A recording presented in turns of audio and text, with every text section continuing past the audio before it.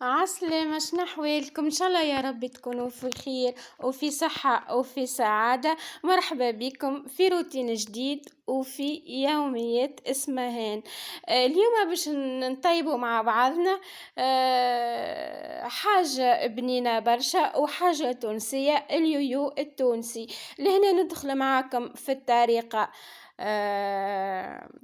متاعو. لهنا باش نطيب اول حاجه الشحور. صبيت زوز كيسان سكر وكاس ماء، مع زوز كيسان سكر وكاس ماء. عسرة قارص، حكاية مغرفتين قارص، وعندي شوية زهر باش نكه بيه الشحور. اما في الاخر كيف يطيب الشحور متاعي. لهنا باش نشعل الغاز ونحط الشحور متاعي يطيب. والشحور متاع اليويو لا هو عاقد برشا ولا هو جاري برشا، ولونه يبدا فاتح، ما يبداش لونه غامق زاده برشا.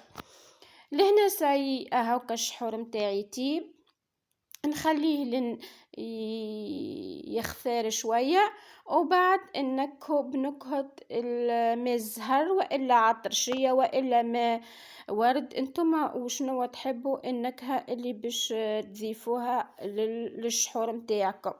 لهنا ساي الشحور متاعي وصل للمرحله الاخرى، معناها ساي طاب. صبيت له شويه ماء الزهر وهاني باش نطفي عليه وباش نبدا في الريسات متاع اليويو. طفيت على الشحور. لهنا عندي المكونات ساي باش نكسر 3 كعبات عظم. هذايا حكار رطل فارينة، راه اللي حب اكثر يزود في المكونات هذيا.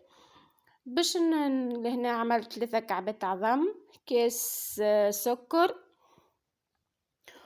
وكاس حليب وكاس زيت، معناها الكمية نفسها نفس الكاس كيلت به انا المكونات الكل. وكما حكيت لكم باش تعملوا اكثر نضاعفوا في الكمية. هذايا كاس الزيت صبيته، وباش نضيف زوز سكر فاني، وبعد نضيف باكو خميرة. هذوما المكونات هذوما توا باش نركضهم الكلهم مع بعضهم. هذا سكر فاني استعملت انا 2 ساشيات باش نركضهم مع بعضهم، وبعد نضيف لهم الفارينة والخميرة. نبقى كيكا نركض فيهم لين المكونات الكلها تتجانس مع بعضها. نحب نشكر الناس الكل اللي تشجع فيا، اللي مشتركة في قناتي، القدم والجدد زاد نقولهم مرحبا بكم، وان شاء الله ربي يخليكم على تشجيعكم ليا. ان شاء الله يا ربي قناتي تقدم بكم، وان شاء الله يا ربي من حسن الى احسن. لهنا نرجع معكم للرسالة متاع اليويو. صبيت رطايل الفارينة، بطبيعة الفارينة مغربلة حاضرة باش ما نطولش عليكم الفيديو. غربلتها باش نصب ساشي الخميرة، وماذا بينا حتى الخميرة نغربلوها. انا لهنا الحقيقة ما غربلتهاش، اما من المستحسن كون نغربلوها تبداش فيها كعابر ولا حاجة. باش نخلط لهنا المكونات الكل مع بعضها. بالنسبه للفرينه راهي فما فرينه تشرب وفرينه ما تشربش. كي نلقوا اللي الخلوط نتاعنا مازال جاري شويه نزيدوا شويه فرينه ما فيها باس، خاطر العجينه نتاع اليويو ما يلزمهاش كاسحه برشا وما يلزمهاش زاده تكون جاريه برشا.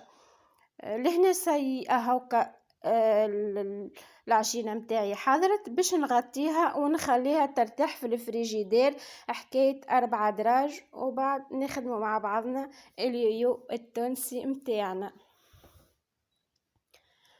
باش نغطيها بالساشي ونحطها في الفريجيدير ترتاح العجينه. لازم العجينه متاعنا ترتاح.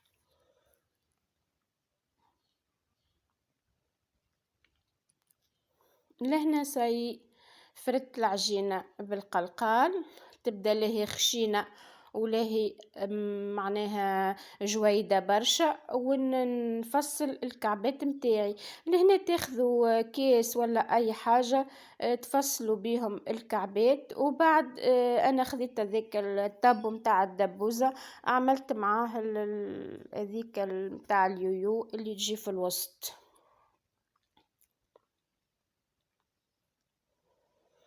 وهكاكا نحطو الزيت يسخن و...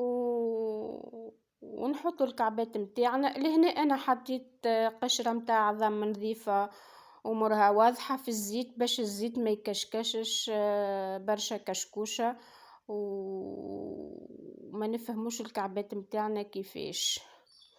لهنا ساي الكعبات متاعي طابو باش نغطسهم في الشحور، وبعد عندي شوية جلجلان باش نزينهم بشوية جلجلان. اللي عنده فاكهة أخرى يهروشها ويزين بيها، سوا بيستاشيو سوا لوز، نهروشوه ونزينو بيه كل واحد. أنا الحقيقة لهنا عملت بالجلجلان. غطست الكعيبات متاعي لهنا في الشحور، نخليهم يشربوا شوية. الشحور يبدأ بارد، ما يبداش الشحور متاعنا سخون. نزيد نحطهم في كسكاس باش يستقطروا شوية، ونزينهم بشوية الجلجلان. وصحة وبشفاء للي باش يجرب الريسيت هذيا.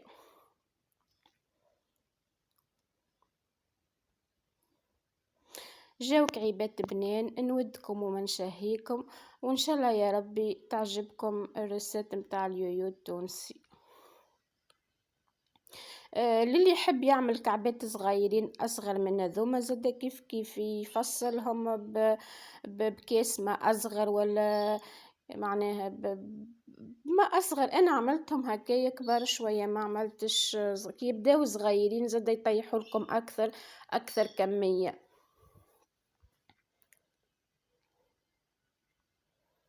هذوما الكعيبات متاعنا حضروا.